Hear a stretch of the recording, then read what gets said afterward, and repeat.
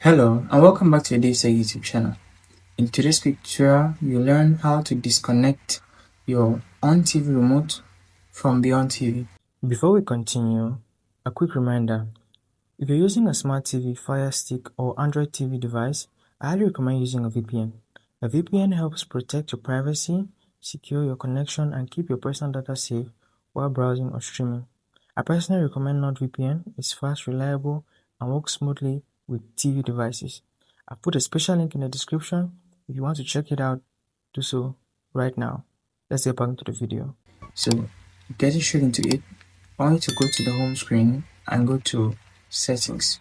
This is Quick Settings. Click on it and you're going to find All Settings.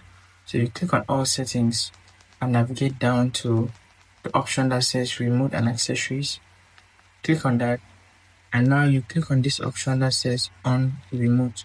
So you see the battery level there. If you click on it, you find two options: Rename and Forget. To disconnect it, you press on Forget. It will ask you to confirm your preference or your choice to forget the TV remote. Click on Forget and click on OK.